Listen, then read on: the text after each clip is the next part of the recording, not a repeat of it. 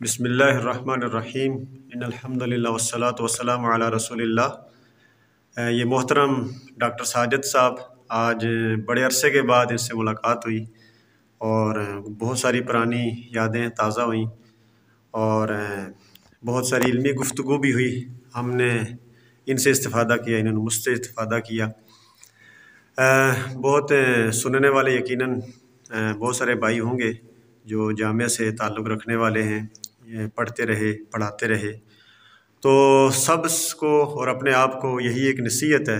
یہ ان کے کہنے پہ میں یہ کلمات کر رہا ہوں، اپنے آپ کو اس قابل تو نہیں سمجھتا کہ اپنے دوسرے ساتھیوں کو میں اس طریقے سے نصیحت کر سکوں۔ تو نبی علیہ الصلوۃ والسلام کی مشہور حدیث ہے، سب جانتے ہیں، العلماء ورثۃ الانبیاء، کہ علماء جو ہیں علماء انبیاء کے وارث ہیں۔ تو وراثت جو ہے وہ یقیناً اسی انسان کو ملتی ہے جو اس کا حقدار ہوتا ہے۔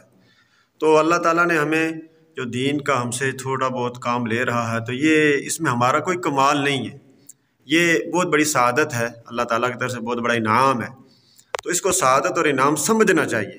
ہمارا مسئلہ یہ ہے کہ ہم اس کی قدر نہیں کرتے۔ اس نعمت کی قدر انسان کو تب ہی آتی ہے جب اس انسان سے چھن جائے یا انسان کے پاس نہ ہو۔ تو اس وقت ہمارے معاشرے کے اندر سوشل میڈیا میں اور دیگر پلیٹ فارم پہ جو سلسلہ چل رہا ہے کہ نفسا نفسی کا عالم ہے، اور ہر بندہ دوسرے کو یہی نصیحت کر رہا ہے کہ تو نے اپنی آمدنی کو کس طریقے سے بڑھانا ہے۔ اگر تمہاری آمدنی جو ہے وہ لاکھ روپیہ، تو 2 لاکھ کیسے کرو گے، 2 ہے 3 کیسے کرو گے، 3 ہے تو 4 کیسے کرو گے۔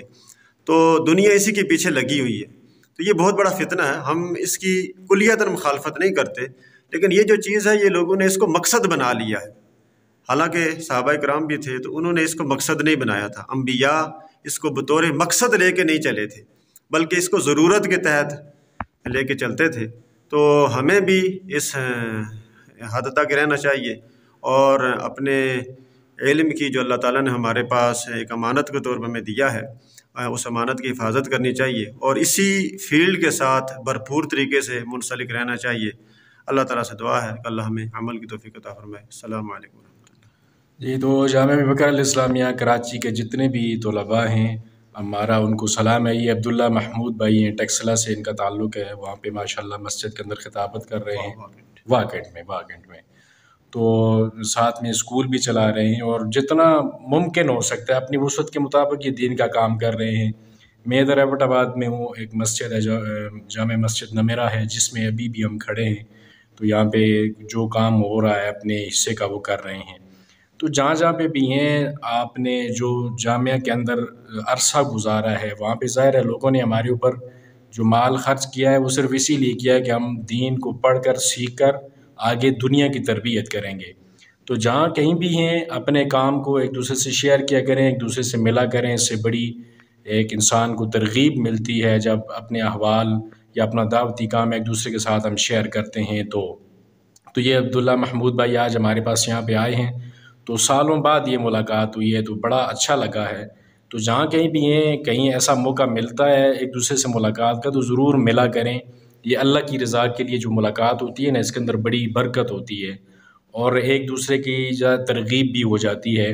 تو جامعہ ابی بکر الاسلامیہ کے اساتذہ اکرام، ان کا بھی ہم شکریہ ادا کرتے ہیں کہ انہوں نے جو کچھ ہمیں سکھایا، اللہ رب العالمین کی پہچان دی۔ تو آج ہم جو بھی کچھ اتنا زیادہ کام نہیں کر رہے، جو چھوٹا موٹا اپنے اس استطاعت کے مطابق ہم کام کر رہے ہیں۔ تو اساتذہ جامعہ ابی بکر الاسلامیہ کے شیوخ عظام کو ہمارا سلام ہو، تمام طلباء کو بھی، اور ہمارا یہ پیغام محبت ہے جہاں پہ بھی جامعہ ابی بکر الاسلامیہ کے جو اسٹوڈنٹس ہیں دنیا کے جس خطے میں بھی ہیں، آپ سب کو ہمارا سلام ہو۔ السلام علیکم ورحمۃ اللہ وبرکاتہ۔